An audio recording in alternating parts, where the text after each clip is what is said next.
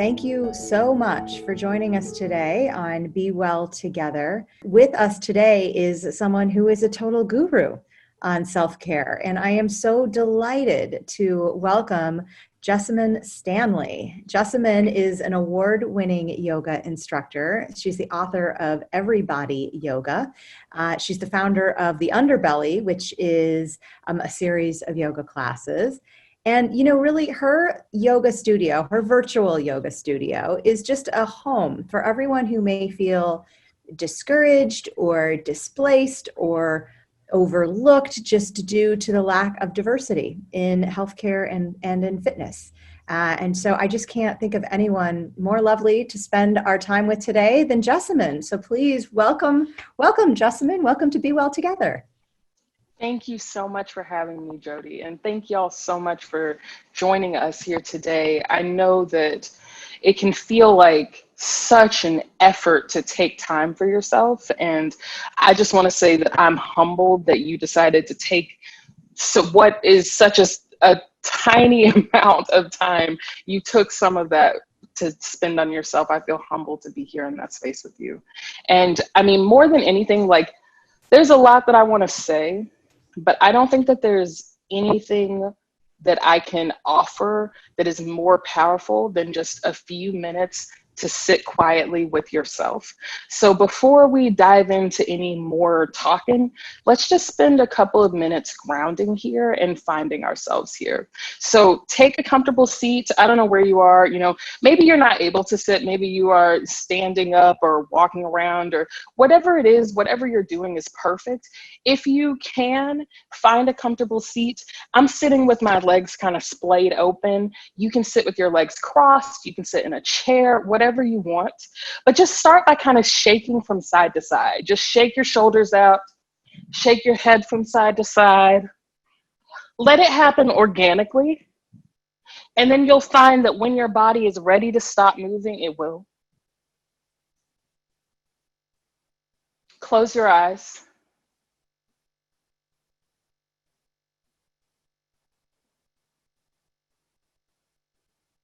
Acknowledge a string coming out of the crown of your head, pulling you long and tall. String pulling up through each vertebrae. Releasing your shoulders away from your ears.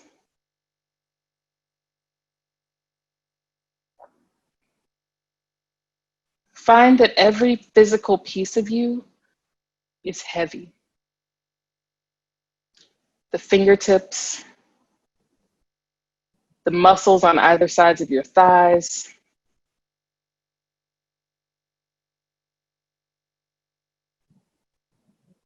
the space right in between your shoulder blades. Let every single physical piece of you be very heavy.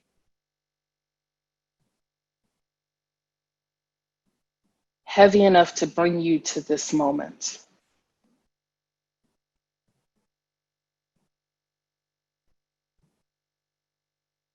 So often, even though the physical body is here, the mind is not. The mind is obsessing over the past,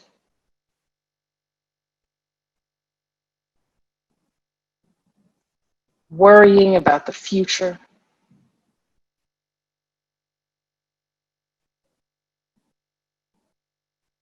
And so here in this moment, in this stillness, give yourself permission to arrive here. All of you, every piece of you, even the parts you don't like, especially the parts you don't like. Every piece of you is necessary.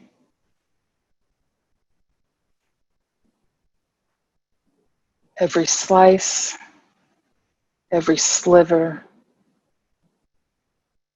Every piece of you is necessary.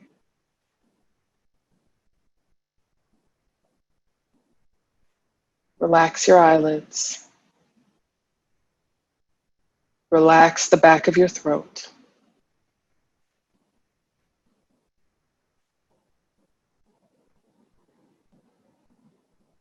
And find that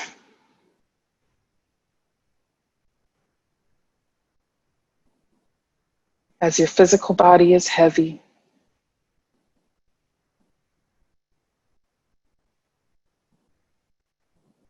as your mind begins to arrive here,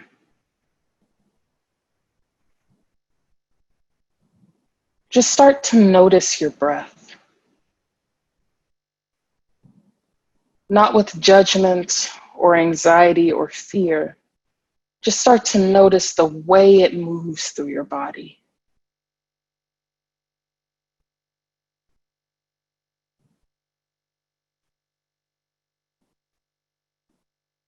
Feel that there are spaces where your inhales may be tight,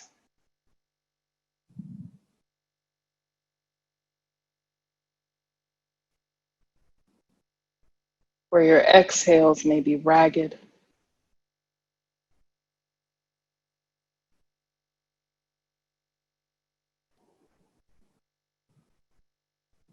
And without any added pressure,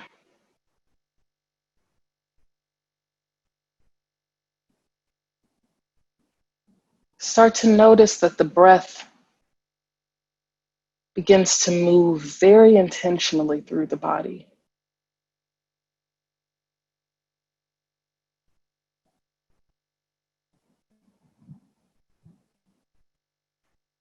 Find that the breath moves in through the nose and then out through the nose.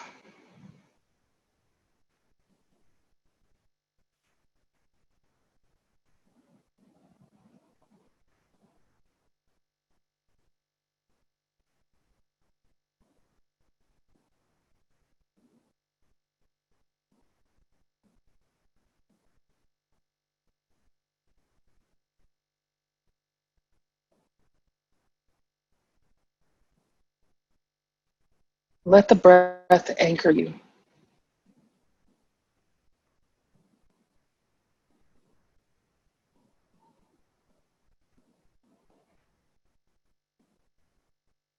No matter where you are in any and every moment of life,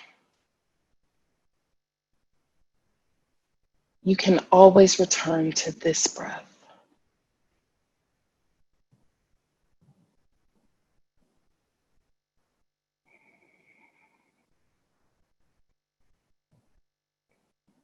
You can always come back to this deep inhale through the nose. Deep exhale through the nose.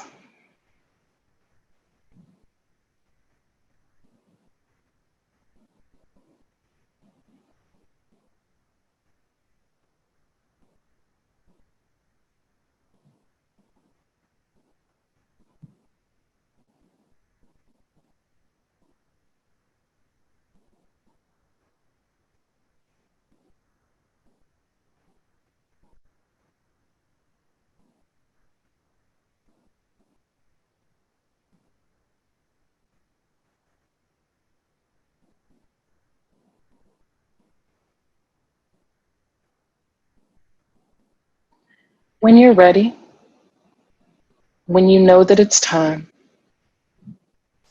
gently blink your eyes open.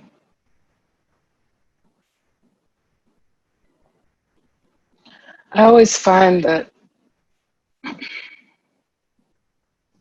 no matter what's happening, no matter what is coming up for me,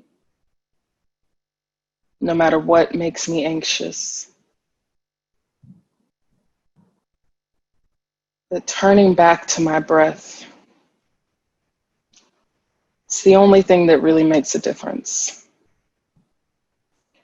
And I think that very often, because yoga is almost always associated with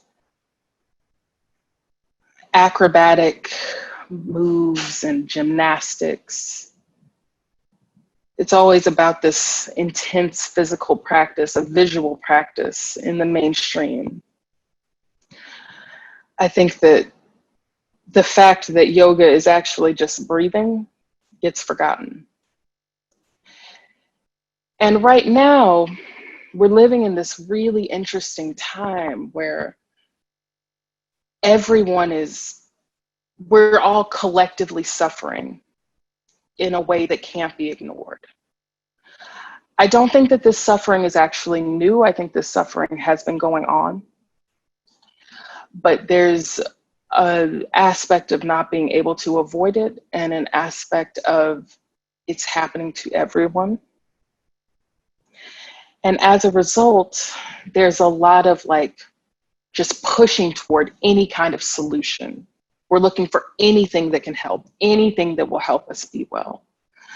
And, maybe you have a friend that's they practice yoga and they're like, oh my God, you should start practicing yoga. You have a friend that meditates. They're like, oh my God, you should start meditating.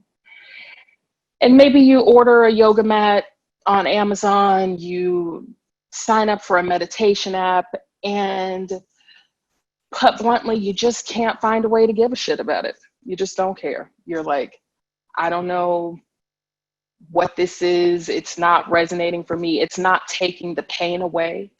It's not making anything easier. I feel you. I feel you. I think more than wanting to encourage anyone to practice yoga or find any sort of healing or grounding practices, I think it's important to express that your pain is imperative. It's a necessary thing. It's a necessary part of who you are. That we were built to sustain pain. That we go through difficult times to make us more robust, to make us more vibrant.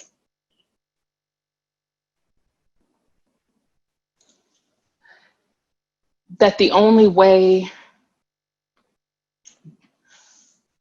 we can turn into the bright diamonds that we are is if the fires of life come around us. So, I don't know what you're dealing with. I mean, it could be literally anything. Every day there's some new, fresh hell. You're allowed to be sad. You're allowed to feel conflicted. You're allowed to feel doubt. You're allowed to feel shame.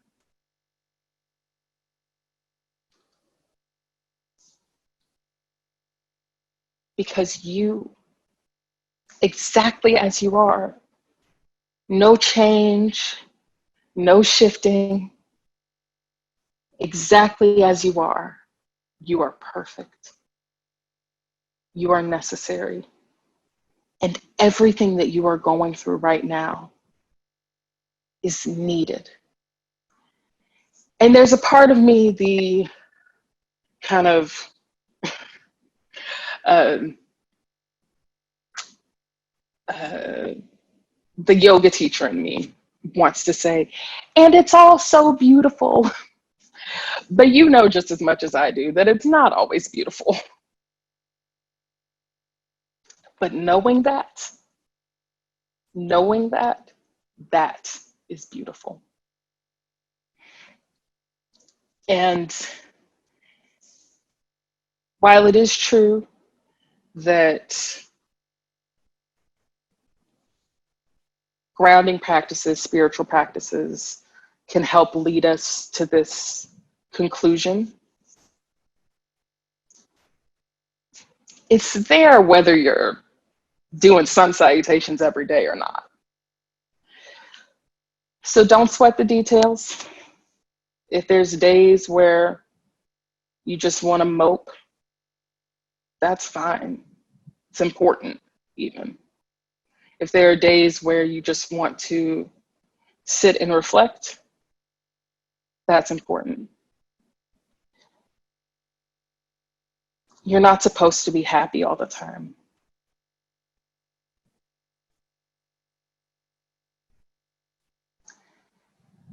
I think that so much of my own journey toward acceptance, body acceptance, acceptance of self. And I say journey toward because it's a never-ending journey. This is like every day is a new step. But the only way that any of that work has felt accessible to me is embedded within the moments where I say, I am allowed to feel every piece of this. I am allowed to be complicated. I don't have to explain myself to anyone.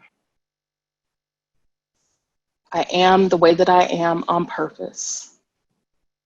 And that is what perfection looks like. Now, I can ramble about this for quite some time. And if you're into that kind of thing, definitely check out the Underbelly, come through, take classes with me. But I do want to leave some space for a dialogue, for a conversation. Wonderful. That was wonderful. Thank you. Thank you so much for being here. So I have a question for you. I love the space that you're creating for people to just be where they are, to not try to force anything, to not try to, turn a situation into roses if it doesn't feel rosy. But I am curious to hear from you, just as a yoga practitioner, about how you have been able, and maybe you haven't, I don't know, but how has yoga been able to help you? On days when maybe you weren't feeling that great, and how has it helped you in your journey? So for me, everything that happens let me make a couple of distinctions first. One, I think of yoga as a practice, a life practice, so that there's never any moment where I'm not practicing yoga. Yoga literally just meaning to yoke, meaning to bring together, and bringing together the light and the dark of life, the ups and the downs, the good and the bad, that it's making space for all of that to exist. So that for me, there's never any moment of life that isn't just practicing that. But the physical practice of yoga, I think, is generally what we are talking about when we're talking about yoga. And for me, the physical practice of yoga has been incredibly beneficial in terms of just remembering this as I'm walking through the other parts of my life. Because generally what happens, like on a yoga mat, I think that you start a yoga practice, or at least let me talk about myself. I started a yoga practice thinking first of all, I thought this is only for white girls. But I thought it was for thin white women. I thought it had nothing to do with me. And I got into it when I was in graduate school. I was going through a period of depression. I talk about all of this in my book, Everybody Yoga. So if you're watching this and you're like, she can go into more detail, get the book, it's in there. But one of the things that when I ended up going to classes, the thing that really stood out for me was that it gave me an opportunity to just try. Like, I didn't realize how much of my life I wasn't trying. I would see that there were boundaries. I would see that there were walls that I put up for myself. Like, I can do this, I can't do that. I can do this, I can't do that. All these boundaries. And I would just stop myself. I'd be like, I can't go further. And in a yoga practice, what would happen is I'd be looking at myself doing the practice, And I'd look around at everyone else in the class and I'd be like, oh my God, they know that I don't deserve to be here. They know that I can't do this. Like, I don't know why I did. I don't even know why I came. Like, why did I even try? And then I'd be like, you could just try. You could just try. Maybe you fall down. Maybe you fall down. Maybe you fall on your face. Maybe everybody sees you. Maybe the teacher sees you. Oh no. Oh my God. All these things that, like, as a, as a professional Hermione Granger, I have never aspired to like be second best at anything. I always want to be perfect. And if I'm not going to be perfect, then I won't even try. But yoga gave me the space to be like, maybe you won't do well, but you could still just do it. And it really uncovered for me all the parts in my life. And I'm uncovered. I say it like it happened once. It continues to help me uncover the parts of my life where I don't try, where I don't go after it, where I don't take that extra step and go beyond the wall, and where I am so deeply fearful of just uncertainty. And I think that more than anything, that is what the practice offers. Like, everything else is just a metaphor for something else. Like, if you're in a posture that, let's say maybe it's a, like a balanced posture, like a half moon pose, where one hand is on the ground, one foot's on the ground, the other hand's in the air, the other foot's in the air. There's a lot of things going on there to make you wobble, to make you fall. And it's only through the practice that I've recognized that balance isn't like a steady place. It's not like a location that you get to. Balance is the wobbling, the places right in between. That's what balance is. And it's not just balance, physical balance in a class. It's mental, and it's showing up in conversations with people, especially dealing with people who are difficult, people that you don't react well with, coworkers that try your nerves, family members that try your nerves. When you're trying to, in those moments the moments when I feel like, wow, I'm glad that I practice warrior postures. It's not like in a picture on Instagram. It's like when I'm in line at the DMV and the person in front of me has made it where I'm not going to get to, like, I've waited for hours and now I can't see anybody because they're closing the office, and it's because of the person in front of me. The moment that I know that yoga is for real is when I don't amp on that person, when I don't put my baggage onto other people, when I am actually dealing with my own stuff. And I think that as much as and honestly, it doesn't really matter why you come to yoga, because like, I definitely didn't come seeking any of this esoteric stuff. Like, if you told me back then that I was going to be talking about it like this now, I would never have believed you. But like, if you could come saying like, I want to be more flexible, I want to be stronger, I want to do a handstand, whatever the reason is, you show up. But what you always get is self-reflection. And it's become this way for me to gaze upon myself, not always lovingly, not always, with the most gentle spirit, but always with authenticity, and always understanding that every piece of me is supposed to be here. The balance is the wobbling, that it's okay to wobble. It's good to wobble. Shaking is important. And that there's much to be learned. There's as much to be learned from falling on your face as there is from standing up.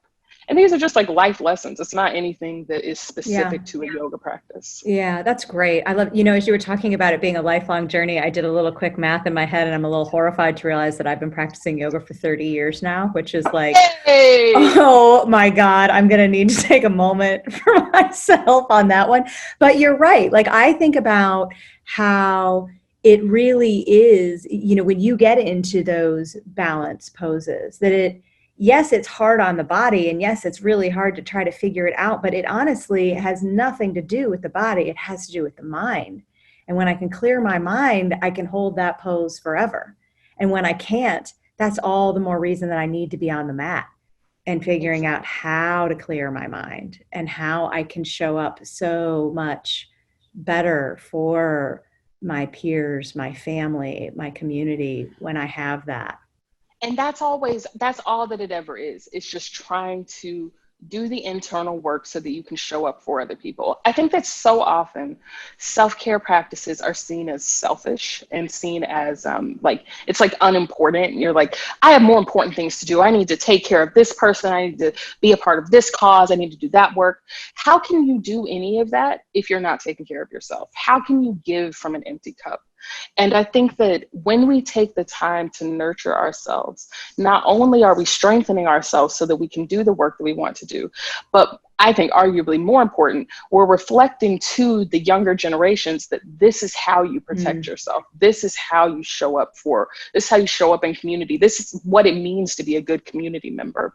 And I think that now we're modeling exactly. We were talking about this a little bit before the call, but I really feel like every moment of practice prior to this was all practicing for this time that we're living in right now. Like, who anticipated a global pandemic with it's just the reverberations of it are so vast. And I mean, even today, thinking about like how there's this mounting tension around police brutality, and like everyone is finally looking into the face of darkness, a darkness that has always been there. This is not new. And I think that we do these practices not for the moments of light and the moments of relative frivolity. We do it for this hard stuff. And I think that if we can practice it every day, you show up, you give whatever little bit you've got, it stacks and it builds, and you feel it in your spirit more than anything else. It's less about like, yeah, when I wake up every day, I know like, okay, I need to practice yoga because my muscles are tight, my bones are creaking, like it's time to get them moving. But the real reason, you feel it in your spirit. And I think that just taking that time for yourself, even just 5 minutes for yourself, makes all the difference. That's awesome. That's awesome. I'm so happy you're here with us today. We only have a couple of minutes left. Catherine, are there any questions that you would like to ask of Jessamyn? Yeah, so you definitely have some fans at Salesforce. I see the comments in the chatter group. But one question is about body positivity, because you're all about body positivity. But just generally, we're hardwired to put ourselves down. We're our own worst critics. So do you have a mantra, or what do you do when you get into those moments of self-doubt or self-criticism? Well, what I really do, honestly, is I have a therapy session with myself. And I can't overemphasize that this is a continuous journey for me, that every day is different. Every day I am having a moment during my day that is just like the person who says like, I don't know how to love myself. How do I love myself? I'm having that moment at some point every day, because it's long. There's always things changing, there's nothing, God has changed. We can't ever expect that anything is going to be the same constantly. So for me, just being able to have conversations with myself and really try to understand where the negative thoughts are coming from, because a lot of times we're not able to isolate that. We're hearing a lot of negativity from the people around us, and it's usually the people who are closest to us. It's our friends, it's our family. We don't notice that they are projecting their own negativity onto us. And so being able to come to myself and literally, I'm talking about having a full-on therapy session with myself at Whole Foods. Like I'm in the line at the Whole Foods hot bar and I'm spooning out food, and I think somebody's looking over at me and I'm like, oh my God, they think I'm too fat to eat this much macaroni and cheese. Oh my God, what am I gonna do? Like, should I put back that? Should I get more salad? Like what, I'm having all these thoughts, and then I literally have to stop myself and be like, do you want this amount of macaroni and cheese? It's cool if you do. If you don't, why don't you? Is it because you think that this person over here, the stranger, complete stranger, you think that they know more about what you should be eating than you do? Maybe they're looking at your food thinking that they want some macaroni and cheese. Maybe you're making the macaroni and cheese look good. Maybe you think that you shouldn't be eating macaroni and cheese. Maybe that's something that's coming from inside of you. So this is the second part, that after you start to notice the voices that are around you, and I'm sure everybody has at least one negative Nancy cheerleader who is standing right next to you that you love. It's probably your spouse or your parent or somebody that is close to you. Once you are able to tune out that person, you notice that there's somebody inside of you that is doing way more damaging work than that person. And actually noticing that voice, that and hearing that voice and learning to accept that voice, to me, that's the work of a body positive journey, is hearing that voice, accepting where it comes from, that it's repeating the nonsense that it hears, and letting that. And once you're able to get to that place of acceptance, that's where the clarity comes. And I think that what that looks like for everybody is going to be different. For me, it means that I don't spend a lot of time around people that make me feel bad about myself. It means isolating in that way. And it means turning down things that don't make me feel good. It means not going shopping. I guess now we're not able to go shopping with people anymore, but like not going online shopping with friends. Don't ask people's opinions where you know that they're going to give you negative feedback. And then actually like listening to the things that I'm saying, and then wondering, like, is this something that I really believe about myself, or is this something that I think I have to believe about myself? I also think it's really helpful and very important to curate the resources that you're looking at, curating your social media so that you're not accidentally ingesting a bunch of body negativity, which is very common. But also, and I said this at the top, just letting yourself feel whatever it is that you're feeling. If you're feeling bad about yourself, let that happen, because you're going to learn more from that than you do from standing up tall. Amazing. You are amazing. The world needs more of you. The world needs more of you. Thank you so much for joining us. I do hope you'll come back and join us again soon. Please keep taking care of yourself, because we need you to help take care of all of ourselves. I need y'all to take care of yourselves so we can all take care of each other. Thank you so much for having me. All right, everyone. Thank you for joining us. Take care, be well, and we'll see you back here again soon. Bye-bye.